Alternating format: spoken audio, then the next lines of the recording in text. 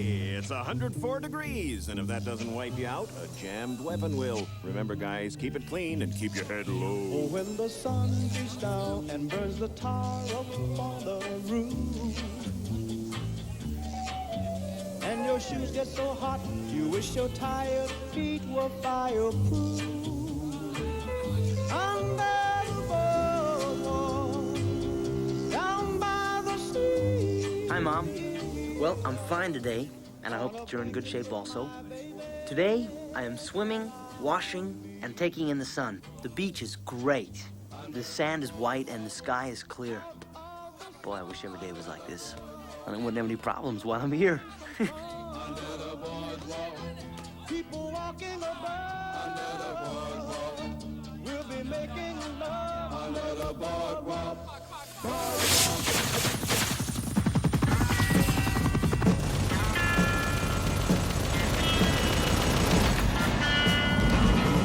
Some folks are born made to wave the flag. Ooh, they're red, white, and blue. And when the band plays Hail to the Chief, ooh, that boy they can't have you now. It ain't me. It ain't me. I ain't no senator, son. It ain't me. It ain't me. I ain't no fortunate one. American casualties in Vietnam, killed and wounded, now exceed 300,000. More than 39,000 killed and more than 258,000 wounded. Here's a report from NBC. Dear folks, this is your on-the-spot correspondent in the Big Nam reporting. Hi, honey. I had a hell of a day yesterday. Dear Sue, thank you for the wingtips. Only one question. Where do I wear them in Vietnam?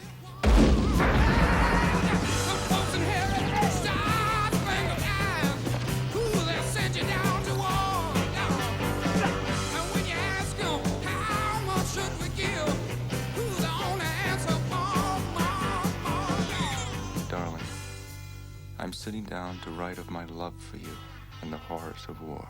Actually, I'm writing because I have to, or go out of my mind. Things happen over here Mom, you just can't. I appreciate all your letters. For a while, as I read your letters, I'm a normal person. I'm not killing people or worried about being killed. Darling, believe me, I try not to skip a day in writing you. Whether or not I get a letter determines if it's a good day or not. It ain't me. It ain't me. I ain't no military son. It ain't me. It ain't me. I ain't no fortunate one. It ain't me. It ain't me. I ain't no fortunate one. It ain't me. This is London. This is Switzerland. South America. And here is the news. 3 communist PT boats attacked an American destroyer off the coast of Vietnam yesterday, and today President Johnson's response was hard and tough. He has ordered the U.S. Navy to continue patrolling there, and if they are attacked, to destroy their attackers.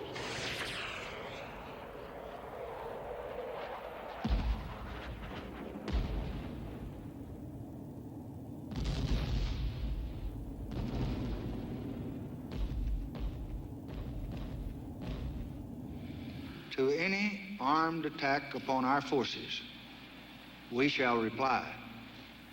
To any in Southeast Asia who ask our help in defending their freedom, we shall give it.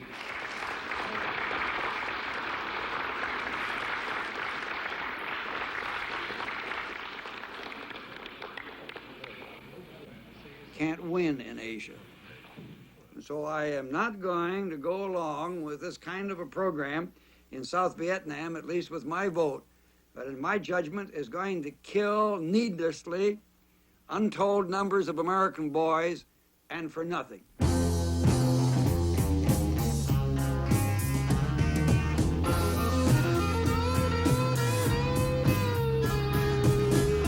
Lines form on my face and hands. Lines form from the ups and downs. I'm in the middle without any plans. I'm a boy and I'm a man. I'm 18.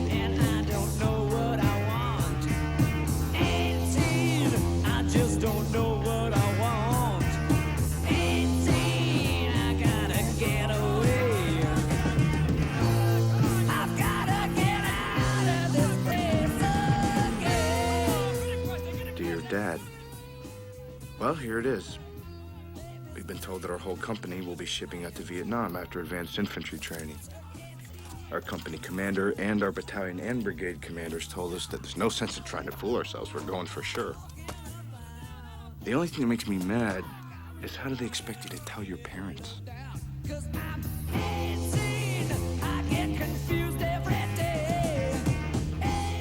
I don't mind going, but there are some guys here who just won't make it.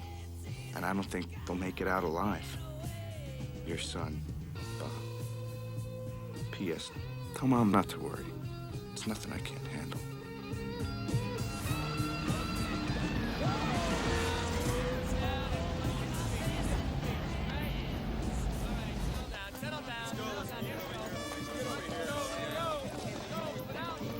Dear Uncle and Aunt, some people wonder why Americans are in Vietnam.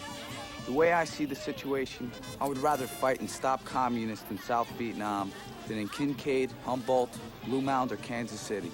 And that's just about what it would end up being. The price for victory is high when life cannot be replaced. But I think it is far better to fight and die for freedom than to live under oppression and fear. Your nephew, Jack. What state are you from? Charlotte, North Carolina, sir. North Carolina. Charlotte. Yeah, know it well. Well, good luck to you, lad. Dear John, well, in 360 days, I'll be home. Try not to worry too much about me. I know that will be difficult, but it doesn't do anyone any good. Love, Bobby.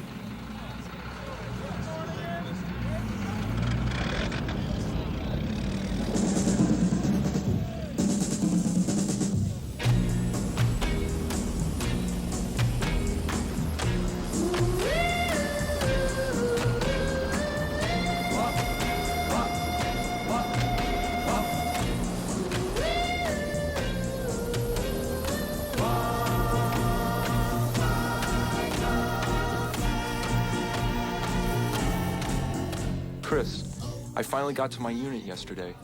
Our mission is to find VC and kill them. I should be operating like this for the next 2 months before I get a chance to take a shower and sleep in a bed. What a life. There are absolutely no comforts in our job. I carry nothing but a razor and a bar of soap for comfort. We wear the only clothes we have and wash them in rivers and streams as we cross them. You were right. I managed to get myself right in the middle of it all.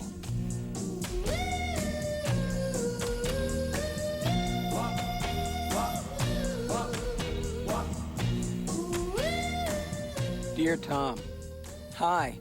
How are ya? I hope all is well at home. Everything's okay here. My whole squad is all a bunch of screwballs. Eddie's running around now with an insect bomb, cursing the bugs. The mosquitoes that come out at night are man-eaters, but the insect repellent keeps them off. It's safe in the daytime. We stand out in the open or work on the bunker. We can run up and down the hill with no worries. But at night, we gotta stay in the bunkers as snipers sneak in. Dennis. P.S. Send some Kool-Aid. Water here tastes like shit.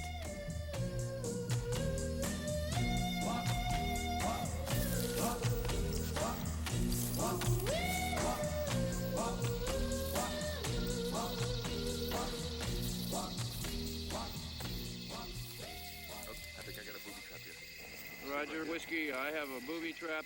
Tripwire tied onto a branch. Grenade on the end of the tripwire. Spoon is out. Dear Mom and Dad, the way we move without contact, you begin to wonder if the VC are even out there. All the time you know they are. The great frustration is that they don't come out and fight. Be careful now. Watch yourself.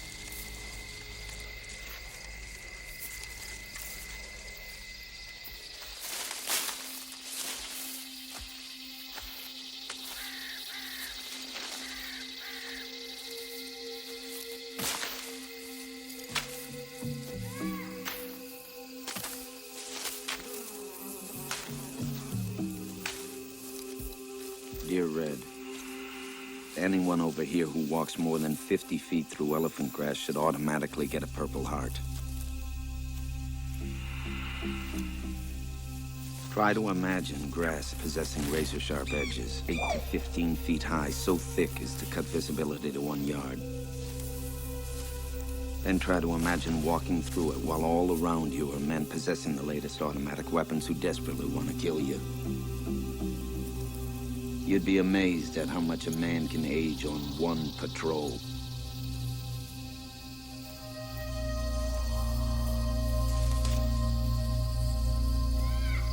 We're all scared. One can easily see this emotion in the eyes of each individual. One might hide it with his mouth, while another might hide it with his actions. But there is no way around it. We are all scared.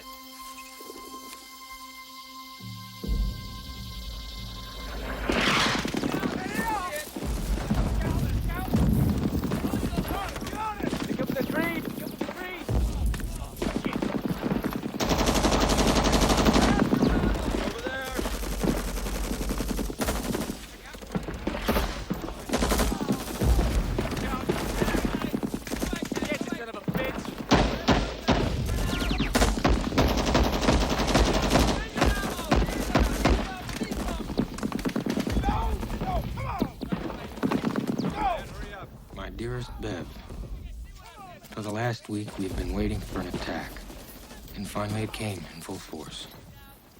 Honey, I was never so scared in my whole life. We got hit by 12 mortars and rockets. A mortar landed about 30 feet from me, and I was lucky enough to have my head down. But the sergeant next to me didn't, and we think he lost an eye. I've been hit!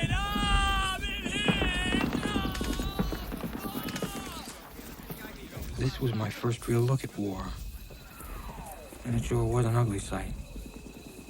I helped carry some of the wounded away, and boy, I sure hope I don't have to do that again.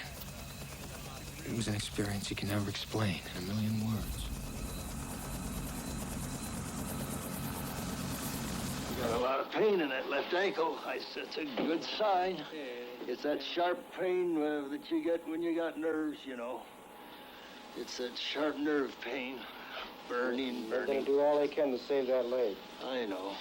I know there's not much left because I was carrying that damn thing in my hands all the way back. I was afraid the whole thing was gonna come off. I said, hell, they can't be right around in here. And so I didn't call bombs and nape in on these people. But that's where they were. I'm sure now that that's where they were. God damn it, I hate to put nape and on these women and children. I just didn't do it. I just said they can't be there. Dear Vern, I talked to Danny, the man who lost his leg this morning. He's a mean bastard.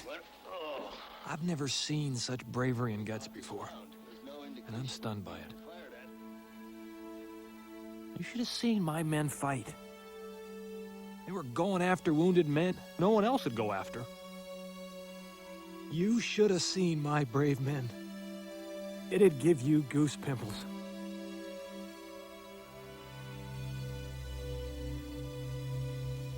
This is Cameron Bay on the South China Sea. It is said to be one of the finest natural harbors in the world. It will, in time, be the chief port of entry for American men and materiel in Vietnam. It is taking on a look of permanence, and the activity going on all around suggests that we have recognized there is not going to be an easy, painless, or quick way out of this struggle. And so, during the past year, our military forces have grown from 25,000 to nearly 200,000 men. The possibility of 300,000 men here by spring is now considered likely.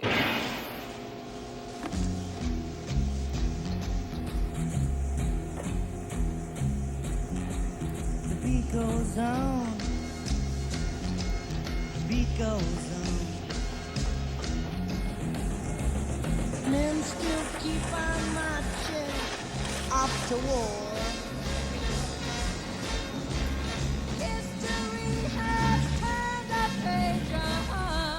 Dear folks, car, bird, house, etc. New jungle fatigues, boots, cooling fans, typewriters, napkins, silverware, grass seeds. I'll trickle into supplier and dispersed as needed. Jeez. You know, this is an in-war. One of the hippest things in this whole world. I've read where officers were quoted as saying, "This is the only war we've got. Don't knock it." La-da-da-da-da. And the beat goes on. Yes, the beat goes on. And the beat goes on. And the beat goes on. The beat goes on. And the beat goes on.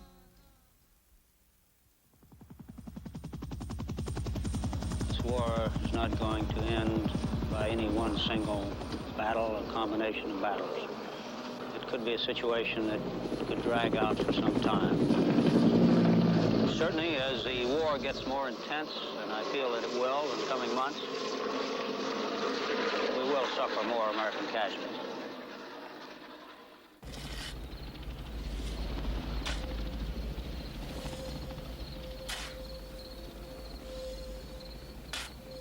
Dearest Bev, last night we had the VC all around us. Bev, don't ever tell Mother this, but at times I feel I will never come home. The VC are getting much stronger, so I think this war is going to get worse before it gets better. The days are fairly peaceful, but the nights are pure hell.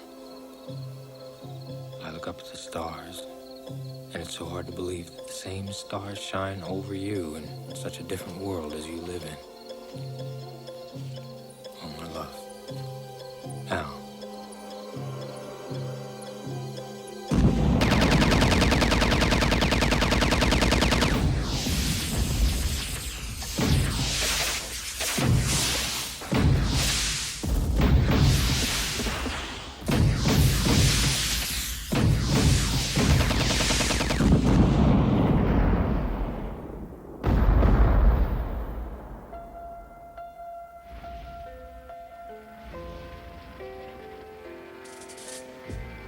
They say everything can be replaced. They say every distance is not near. So I remember every face of every man who put me here. Hello, dear folks. It's going to be hard for me to write this, but maybe it will make me feel better. Yesterday, my company was hit while looking for VC.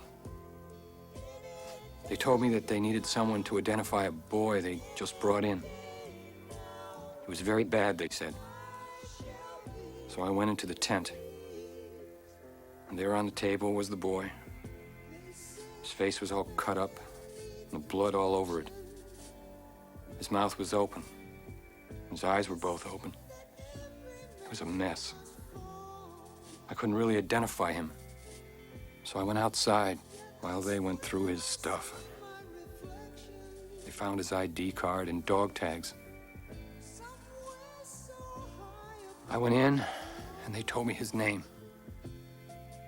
Rankin.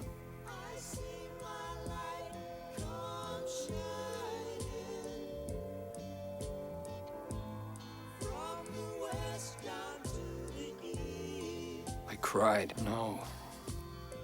God, it can't be. But sure enough, after looking at his bloody face again, I could see it was him. It really hit me hard because he was one of the nicest guys around. He was one of my good friends. No other KIA or WIA hit me like that. I knew most of them. But this was the first body I ever saw. And being my friend, it was too much. After I left the place, I sat down and cried. Couldn't stop it. I didn't think I ever cried so much in my life. I can still see his face now. I'll never forget it. Today, the heavens cried for him. Started raining at noon today and has now finally just stopped after 10 hours of the hardest rain I've ever seen. Love, Richard.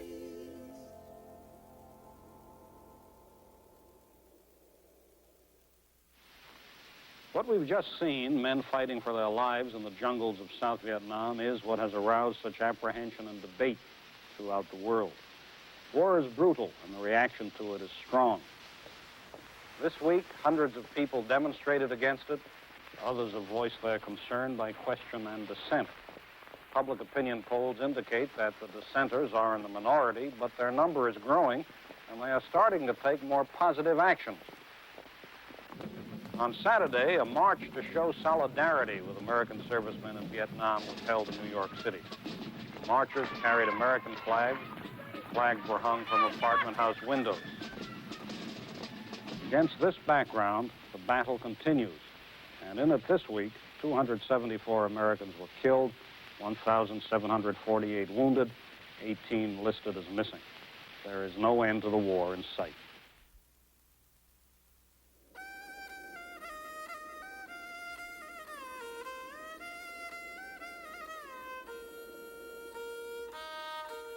Dear Ma, Vietnam has my feelings on a seesaw. This country is so beautiful.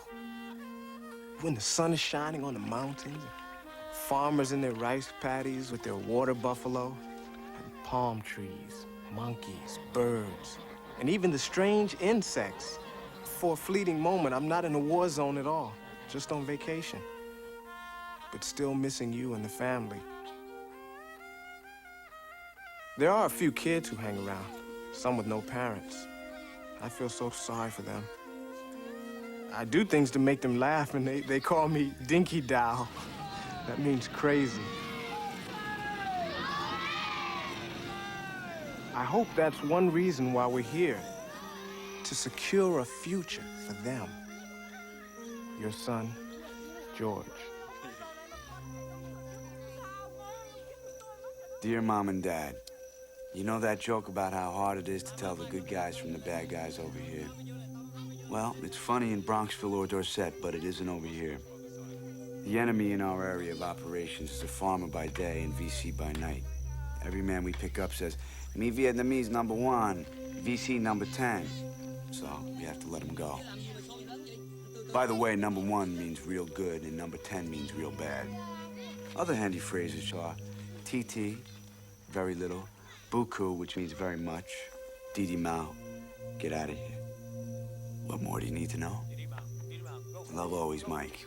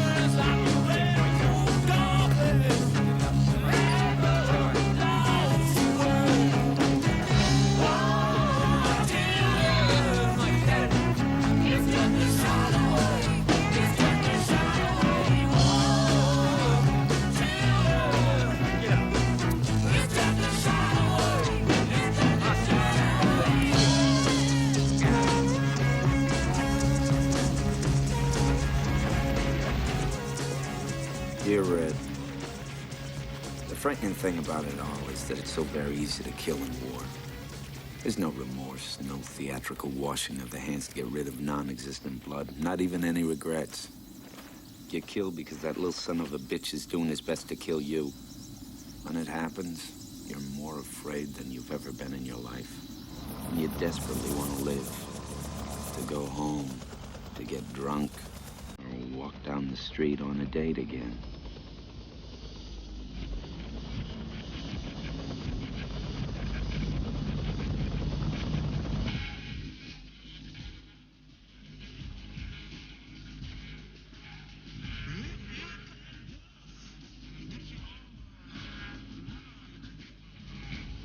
Dear Mom and Dad, 1st Cavalry moved in here a few weeks ago, and what a rowdy bunch. These guys have been out in the mud in the boonies for months. They just wandered around staring at everything, trying out all the chairs, flushing the toilets. It was funny to watch.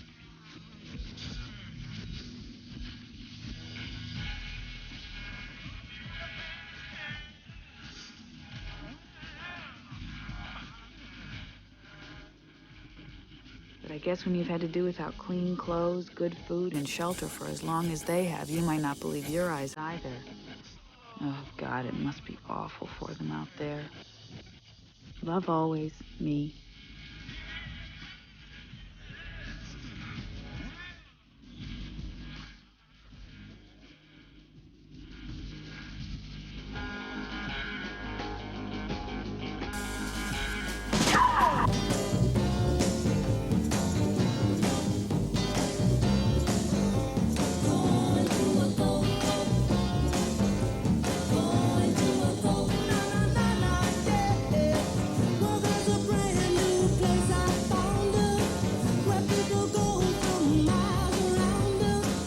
Dear Mom and Dad and everyone.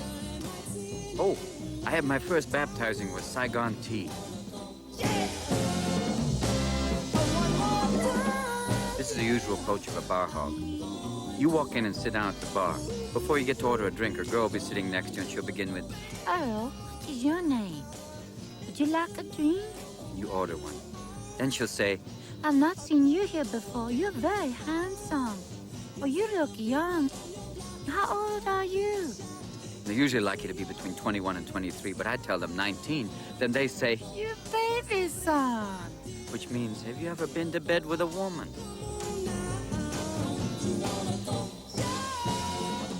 A baby son's a virgin. Come on.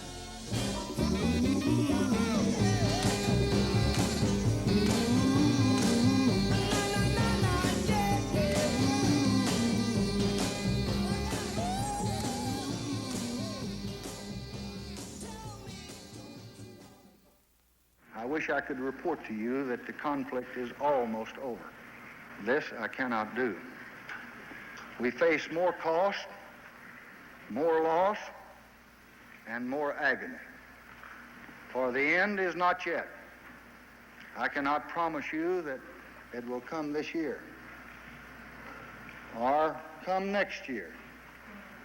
Our adversary still believes, I think tonight, that he can go on fighting longer than we can, and longer than we and our allies will be prepared to stand up and resist.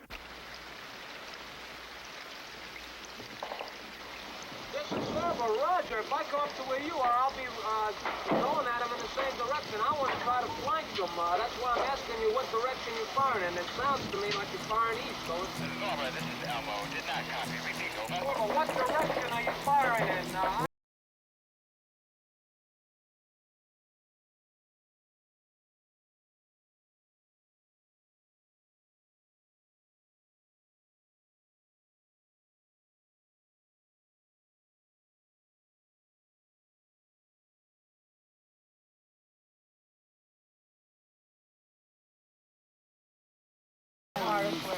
Don't fire anywhere. We're surrounded by 12.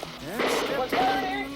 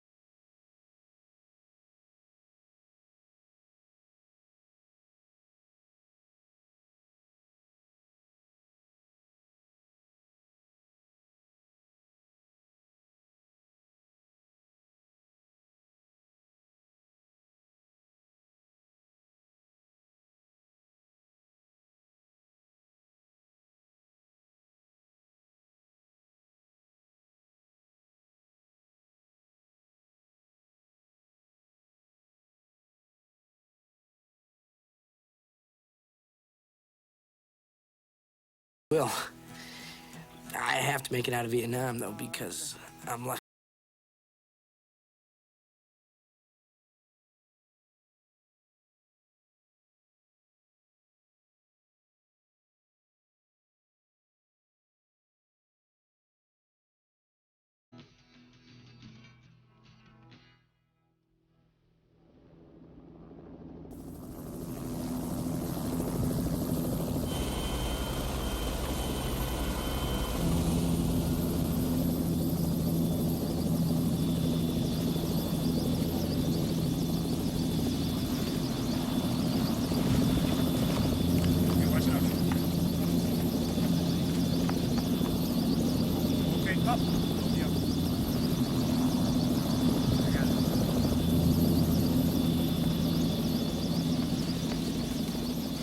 Dear Doug, we were cut off from our base and requested a helicopter evacuation with priority.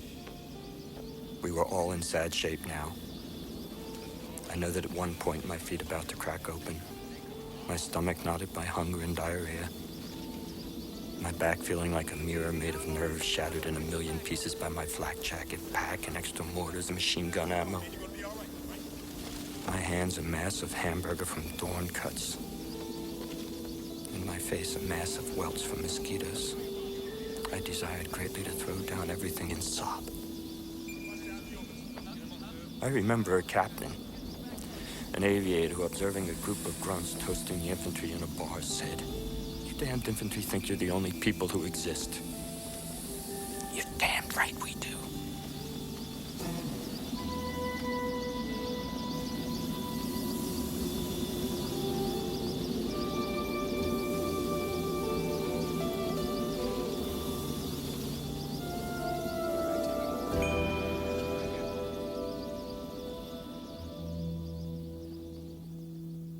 Squad leader, how many men did you have? 10, sir. How many came out of the battle? 4, sir. 4. Rest of them are either killed or wounded? Yes, sir. 1 killed. One killed, rest wounded. Some of the wounded be back for duty, I assume? Yes, sir. We got them all out. All of them came back. Uh-huh. All your weapons, too? Yes, sir. What were you doing, lad? Sir, I was a medic on a point. Mm-hmm. Think you saved some lives? Yes, sir. You did. September 1967. David, morale's very high, in spite of the fact that most men think the war is being run incorrectly. One of the staggering facts is that most men here believe we will not win the war, and yet they stick their necks out every day and carry on as if they were fighting for the continental security of the United States. Any of you men in the battle? I know you were, weren't you, Chris? Yes, sir. Huh? What did you do? What did I do? Because I ran around and shot just like everybody else. Yeah, what did you shoot? What type of weapon? I'm an M60, sir. M60. We were taking a fierce beating over here. They don't have enough men. We must have more men, at least twice as many, or we are going to get the piss kicked out of us this winter when the rains come.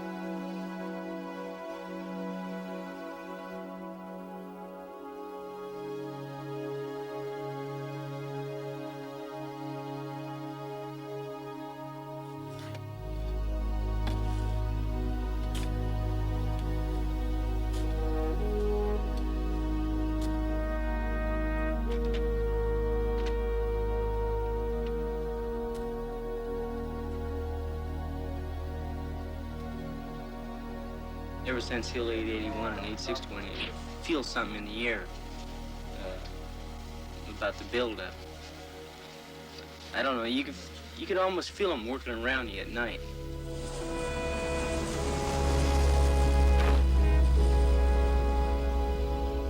Dear Ellen, we've really been preparing for this all-out offensive by the Gooks. I guess you might have read about it in the papers. There's supposed to be a truce in Vietnam during the Chinese Tet New Year. Khe Sanh is the only area not observing it because of the buildup. I'll try to write again soon. Love, Jim.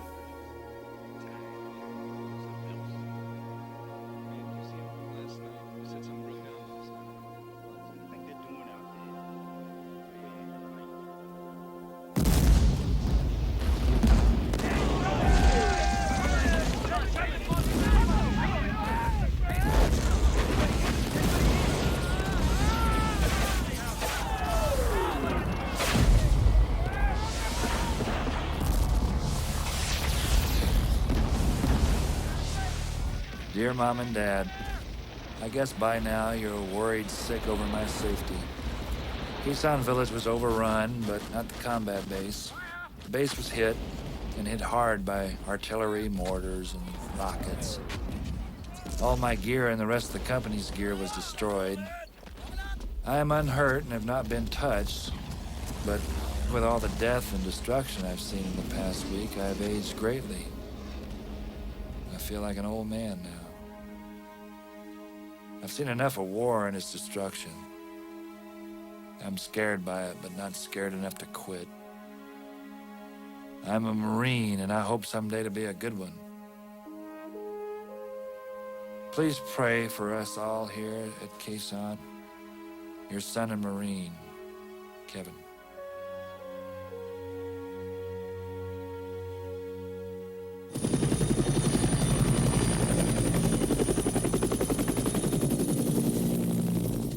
It's Tet, the Oriental New Year, and it's a new war. The Viet Cong simultaneously attacked just about every major city and town in South Vietnam. In one day, they increased the scope of the war dramatically. Howard Tuckner was there. The war came to Saigon early in the morning of January 31st. The first target was the symbol of the American presence in Vietnam, the United States Embassy. About 20 Viet Cong had invaded the embassy compound and were now battling American Marines and military police.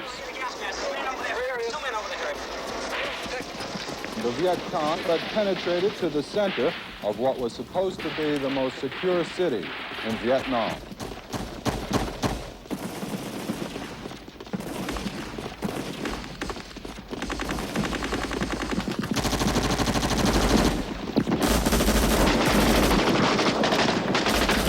What's the hardest part of it? Not knowing where they are, that's the worst thing. Riding around and running the sewers and the gutters anywhere.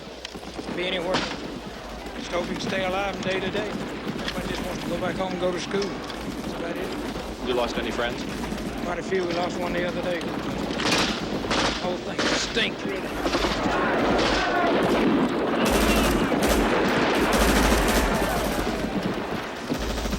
Awful sick of it. I'll be so glad to go home. I don't know. It's the worst area we've been in since I've been in Vietnam. You think it's worth it? Yeah, I don't know. They say we're fighting for something. I don't know.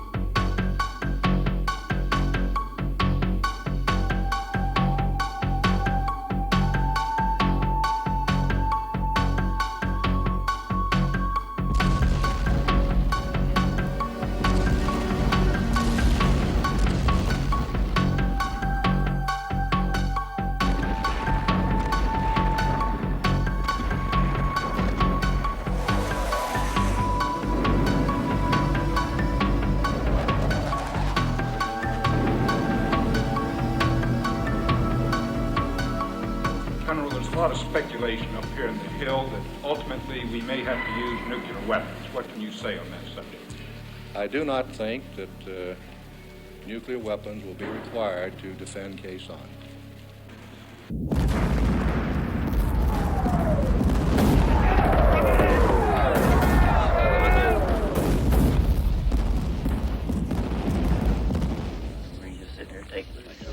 Yeah, that's what gets me. That's not the way we're supposed to do it. We're supposed to be hard chargers, man. We're supposed to go out and get them. I think if they pull a good search and destroy up here, we could clear them out. Well, I don't know. You get out there 50 feet and you're lost already in the jungle. I mean, it looks pretty clear from here. It's just a constant siege here, and you don't know exactly when the incoming's coming, and you don't know how much it's going to be from day to day. And how would you compare it to other places that you've served in Vietnam? Well, this is the worst I've been at. It's you just most of the time you can't get anything done because there's too much incoming. You can't get out much at all. It's just too dangerous to get out. and it just gets on your nerves, that's all. Either that or just had a B-52 scope. Up one side, back. The only thing they hit is the ground. Dear Dad and Mom. Well, they haven't got me yet. I'm sitting here in my new bunker underground with many sandbags and metal skids between me and the surface. But the men and I will be all right no matter what comes. We are all well, and morale is high. You know, I've never really regretted coming over here. Even yesterday when my favorite turd got it. The little guy with my platoon sergeant's radio man. I really loved the kid. He was the hardest little worker, and never complained, do anything for you. After they had taken him away, it almost kicked my ass, as the saying goes. I almost cracked. But there were 75 others to worry about, and I snapped myself out of my cheap civilian bull and got back to work.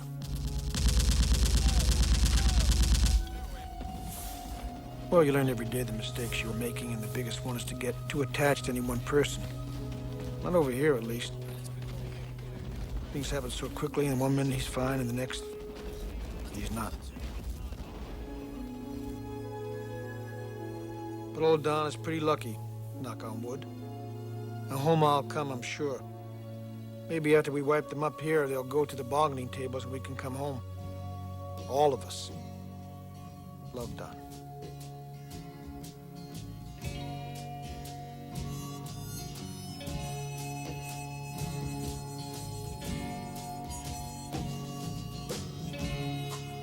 Once I was a soldier,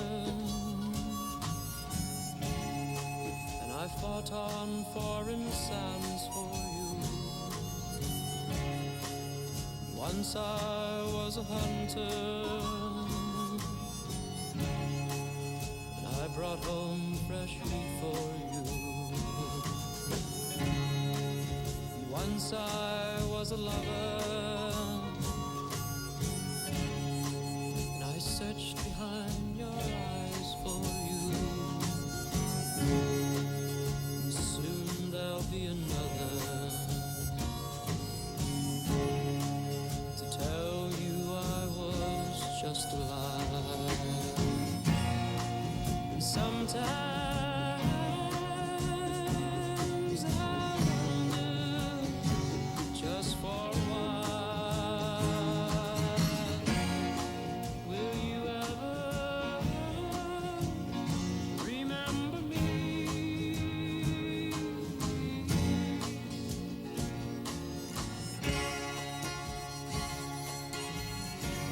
Dear Aunt Fanny, this morning one of my men turned to me and pointed a hand filled with cuts and scratches at a plant with soft red flowers and said, "That's the first plant I've seen today that didn't have thorns on it."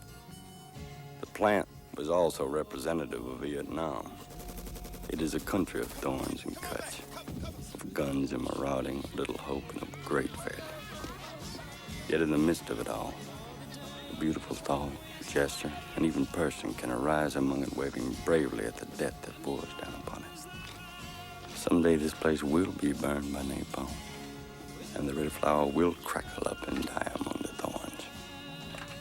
Yet that flower will always live in the memory of a tired, wet Marine. Sometimes I wonder, just for a while,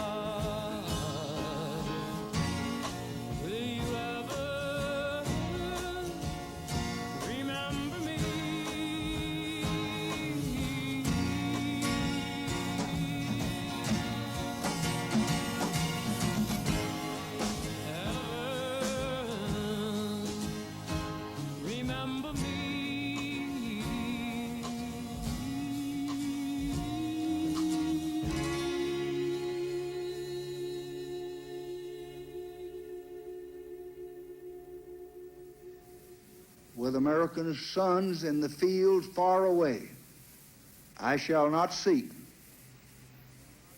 and I will not accept the nomination of my party for another term as your president. What happened to you? Oh, I got kind of messed up. My unit is dropping, caused some Well, I don't, you know, exactly. I don't know. It was a fire base. They was overshooting, and then I was out pulling guard, and some hot rounds got too hot, and they started getting close. And then next thing I know, I couldn't hear out of this ear. It kind of blowed it out, and next thing I know, I was catching shrapnel, and then that was it. And then they started evacuating me out, and this is my 5th hospital they put me in. I don't know if they're gonna send me home or what. I sure hope they do though, because I've had it. I don't want no more Vietnam.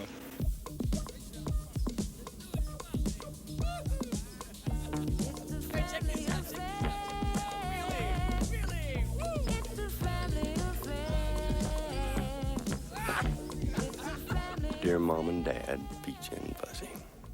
As I suppose you can see by my new stationery, this is not my normal letter. While walking down the road one day in the merry, merry month of September, my squad got into a hell of a fray and lost one member. Me. I'm all right. I am all right. I'm all right. The carbine round hit me where it would do the most good. Right in the butt. It hit no bones, blood vessels, nerves, or anything else of importance. Except my pride. It was, however, a little bit closer to my pecker than was comfortable, but that's as good as ever, although it's now going through a year's hibernation.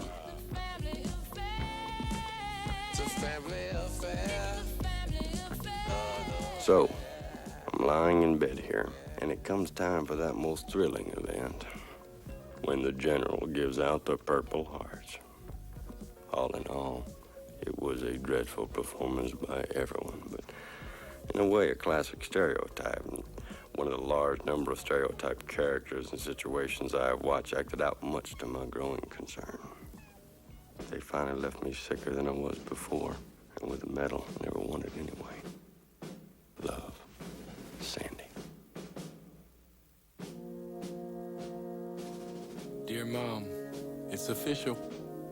Would you believe a silver star? But I'm no hero. Heroes are for the late show. I was just trying to help a couple of guys who needed help. That's all. The heroes over here are the guys trying to do their job and get home from this useless war. Love, Phil.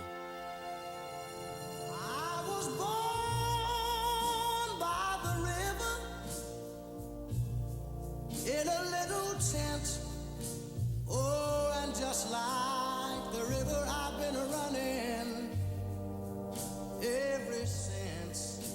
It's been a Dear Dad, I've been listening to the Vietnam Radio's news report special on the assassination of Martin Luther King in Memphis. But now I have a story to tell. On Friday, March 29, in our AO just south of Wade, we received small arms fire from a village. My platoon leader, Gary Scott, and one other man were killed. I was very close to Lieutenant Scott. I was his radio operator. He was a fine man, a good leader, yet he could not understand the whys of this conflict which killed him.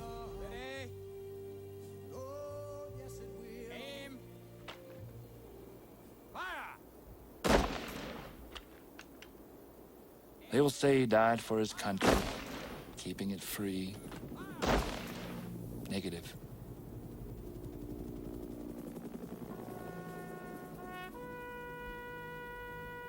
This country is no gain that I can see, Dad.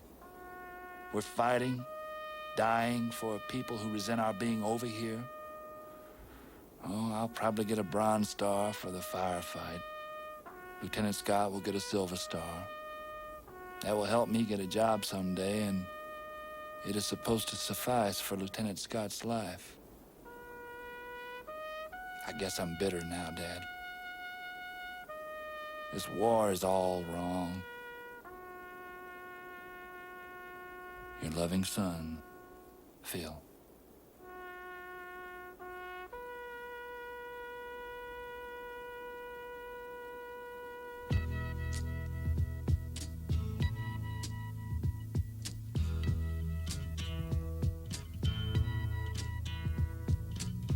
There's something happening here, but what it is ain't exactly clear.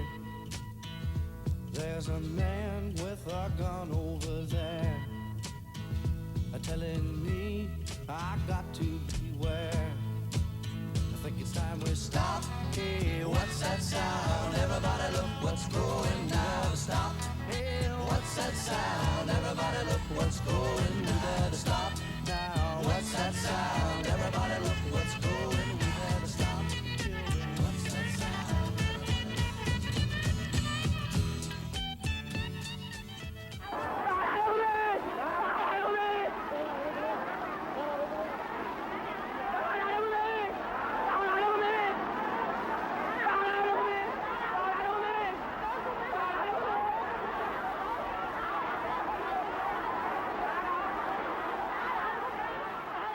Debbie, my dear honey cake.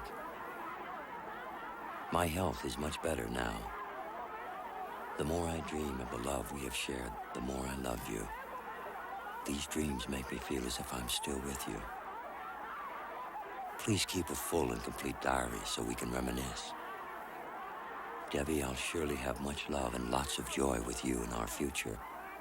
I'll remember your youthful and lovely face always. Please pray for me, Debbie. Alan.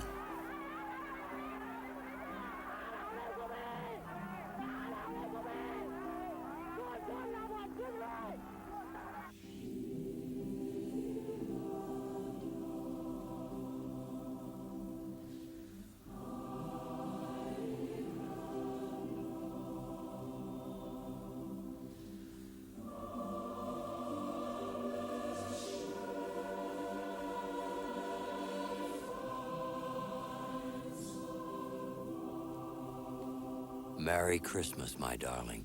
Indeed, for me, a very Merry Christmas this year.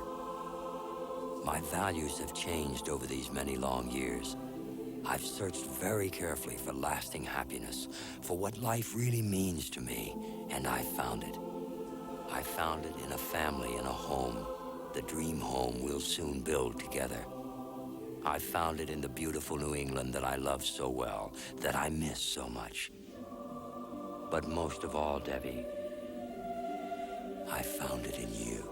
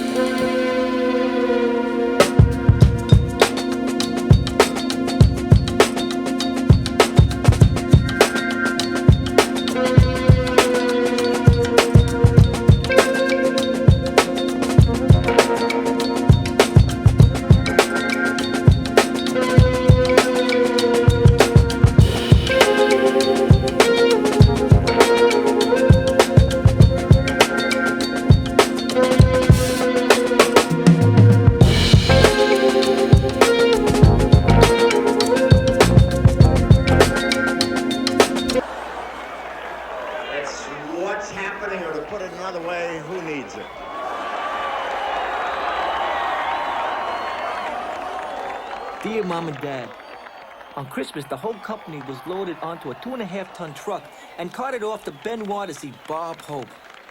Imagine, I've looked at Bob Hope for years entertaining the troops and never once thought that he'd someday be entertaining me. Hey, this is Miss Wall from India. This is Miss Wall from India.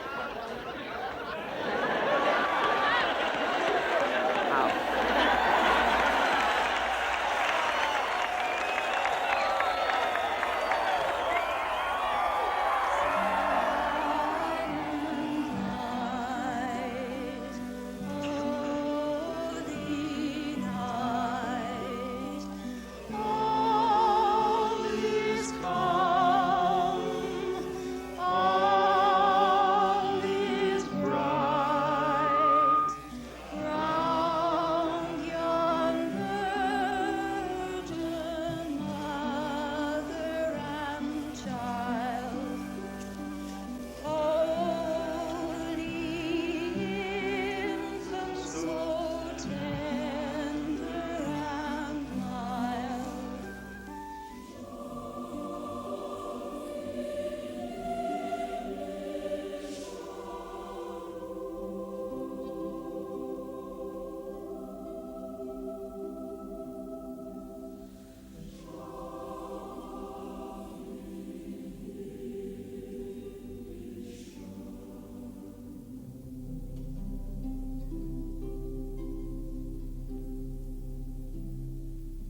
Dear family, Christmas out there was really something. At midnight on Christmas Eve, the mortars and tracks and tanks and all of the 1st Cavalry artillery sent up an absolutely thunderous barrage of high-altitude flares. It was quite a show. I believe few people have seen fireworks like these. Then, when all had quieted down and the flares had gone out, the whole area calmed and hushed, and we could just hear one of the fire bases start singing Silent Night. Then it was picked up by the other positions around us and by everyone. It echoed through the valley for a long time and died out slowly. I'm positive it has seldom been sung with more gut feeling and pure homesick emotion. A strange and beautiful thing in this terribly death-ridden land. It is something I will always remember. Love, Peter.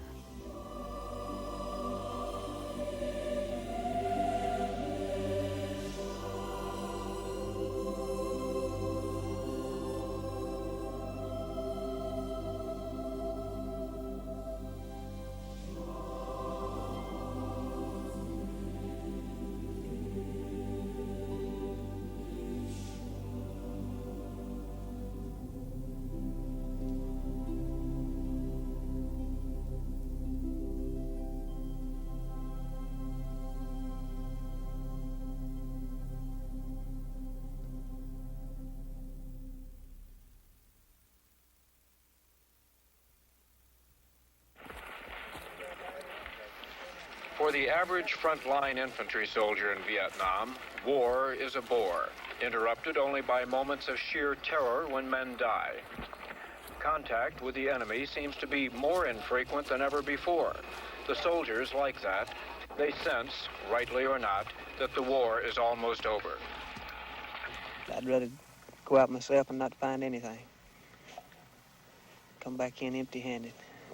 Why is that? The object of the war is usually to find people and kill them. Yeah, but that's not I just don't care too much about that. Dear Tom, about morale, Americans do have many things to be proud of. Among these is the ability to create a means of survival in an absurd situation. Because the tour here is 1 year long, you're able to count the days until Lero's date eligible to return from overseas. You're able to say, this time next year, I will be home. After careful consideration with my senior civilian and military advisors and in full consultation with the government of Vietnam, I have decided to reduce the authorized troop ceiling in Vietnam to 484,000 by December 15. Defense Secretary Melvin Laird said the U.S. 3rd Marine Division will be one of the units involved in President Nixon's most recent redeployment order. This afternoon, the U.S. command announced departing units will include supporting elements of the 1st Marine Air Wing, plus the 3rd Brigade of the 82nd Air Force.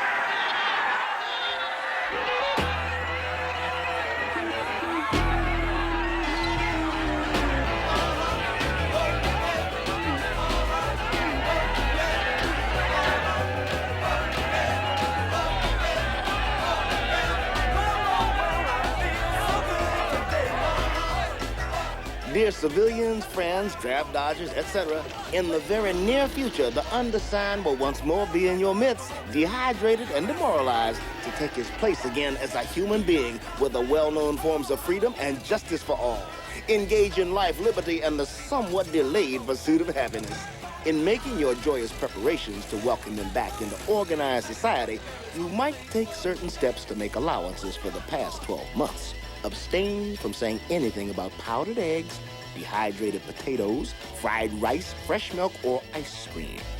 Do not be alarmed if he should jump up from the dinner table and rush to the garbage can to wash his dish with a toilet brush. Also, if it should start raining, pay no attention to him if he pulls off his clothes, grabs a bar of soap and a towel, and runs outside for a shower. Pretend not to notice if at a restaurant he calls the waitress #1 girl and uses his hat as an ashtray. Be watchful if he is in the presence of women, especially a beautiful woman. Last but not least, Send no more mail to the APO.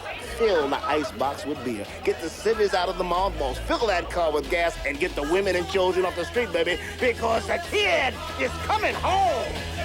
I'm so glad I'm living in the USA.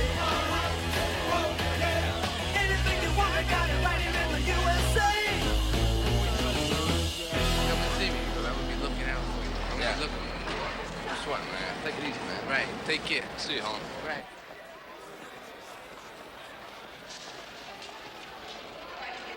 I feel the 9th Marine, they have been doing a good job for quite a while now.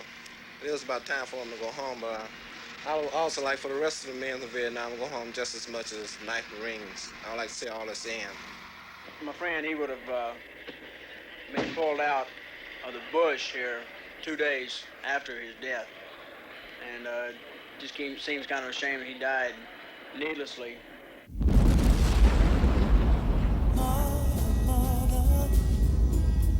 There's too many of you crying. Brother, brother, brother, there's far too many of you dying. Hey, brother. This place is sort of getting to me. I've been seeing too many guys getting messed up, and I still can't understand it. It's not that I can't understand this war. It's just that I can't understand war, period. You sort of sit back and ask yourself, why? What the hell is this going to prove? And man, I'm still looking for the answer. It's a real bitch.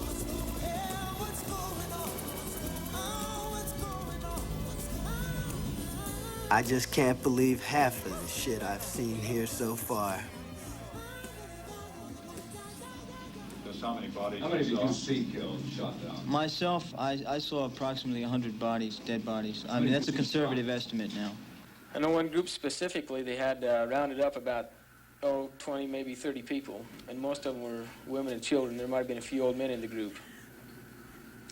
But they'd rounded them up just right over a ditch bank and shot them all with a machine gun and left them in the ditch.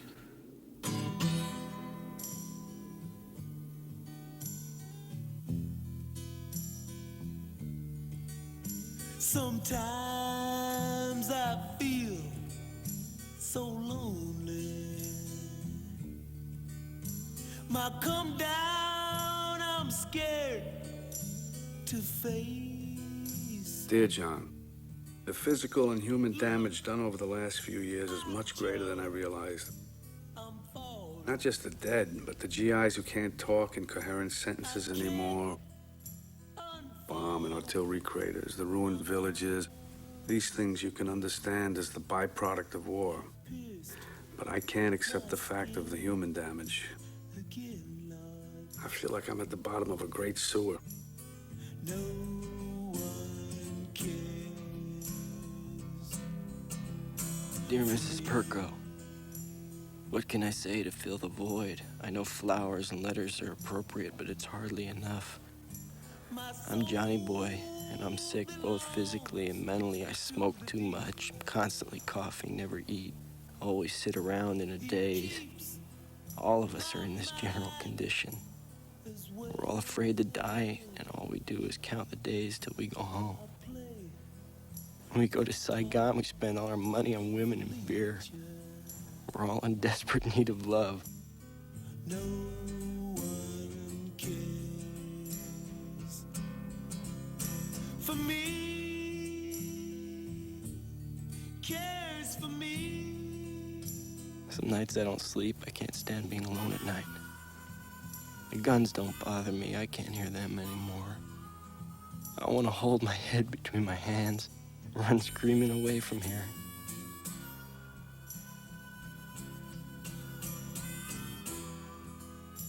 I'm hollow, Mrs. Perko. I'm a shell, and when I'm scared, I rattle. I'm no one to tell you about your son.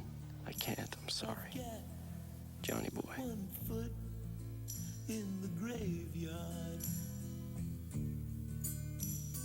No one cares for me.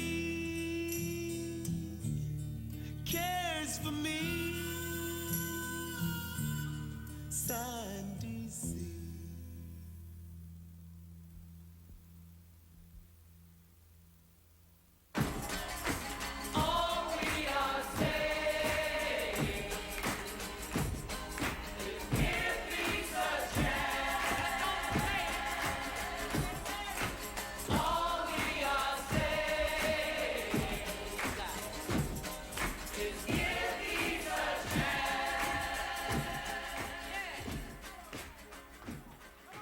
Hi, all. Christmas came and went, marked only by tragedy. Christmas morning, I got off duty and opened all my packages alone. I missed you all so much. I cried myself to sleep. It's ridiculous. I seem to be crying all the time lately. I hate this place. This is now the 7th month of death, destruction, and misery. I'm tired of going to sleep and listening to outgoing and incoming rockets, mortars, artillery. I'm sick of facing every day a new bunch of children ripped to pieces. They're just kids. 18, 19. Their whole lives ahead of them cut off. I'm sick to death of it. I've got to get out of here. Peace. Linda.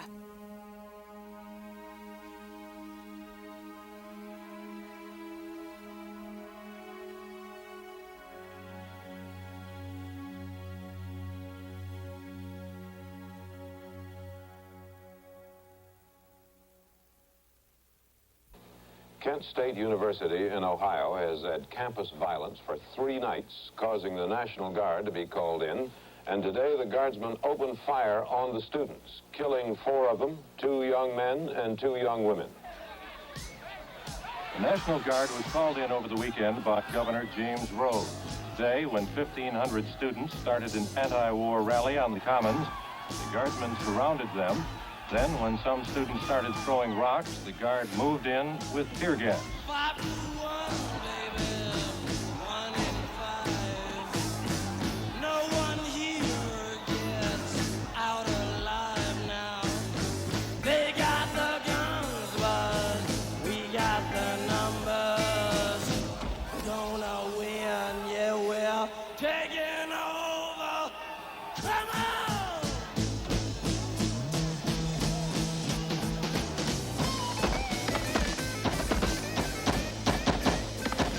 Dear Editor,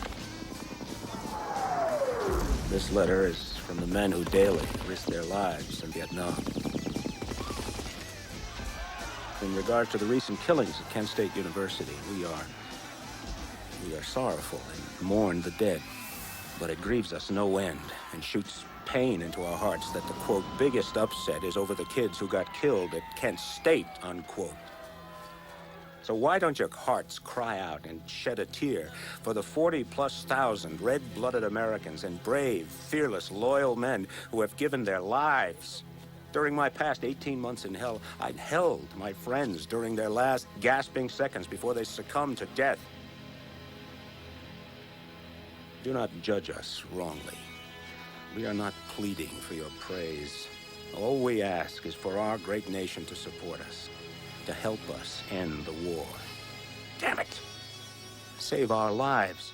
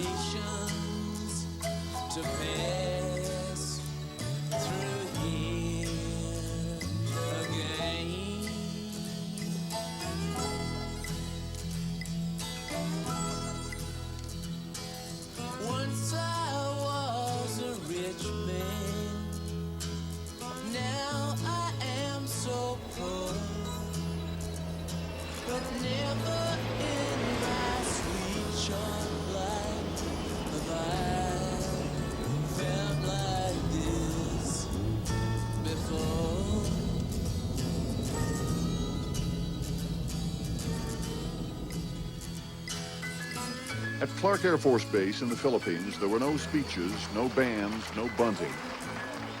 Homecoming was gentle.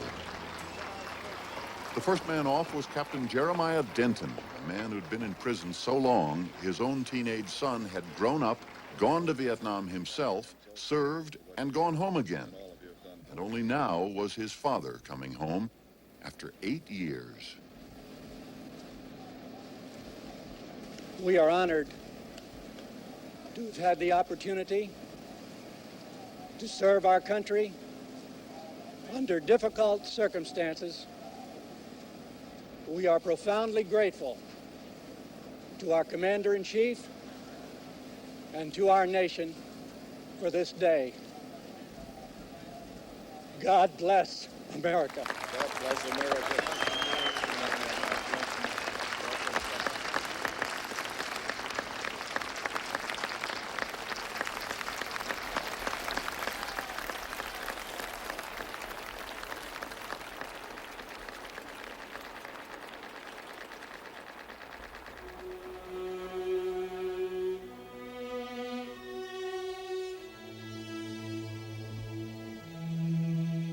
Dear Bill, I came to this black wall again to see and touch your name, William R. Stocks. And as I do, I wonder if anyone ever stops to realize that next to your name, on this black wall, is your mother's heart. A heart broken 15 years ago today, when you lost your life in Vietnam. And as I look at your name, I think of how many, many times I used to wonder how scared and homesick you must have been in that strange country called Vietnam. And if and how it might have changed you, for you were the most happy-go-lucky kid in the world. Hardly ever sad or unhappy. And until the day I die, I will see you as you laughed at me, even when I was very mad at you. And the next thing I knew, we were laughing together. But on this past New Year's Day, I talked by phone to a friend of yours from Michigan who spent your last Christmas and the last 4 months of your life with you. Jim told me how you died, for he was there and saw the helicopter crash. He told me how your jobs were like sitting ducks. They would send you men out to draw the enemy into the open, and then they would send in the big guns and planes to take over. He told me how after a while over there, instead of a yellow streak, the men got a mean streak down their backs. Each day the streak got bigger, and the men became meaner. Everyone but you, Bill. He said how you stayed the same happy-go-lucky guy that you were when you arrived in Vietnam. And he said how you, of all people, should never have been the one to die. How lucky you were to have him for a friend. And how lucky he was to have had you. They tell me the letters I write to you and leave here at this memorial are waking others up to the fact that there is still much pain left from the Vietnam War. But this I know. I would rather to have had you for 21 years and all the pain that goes with losing you than never to have had you at all. Mom.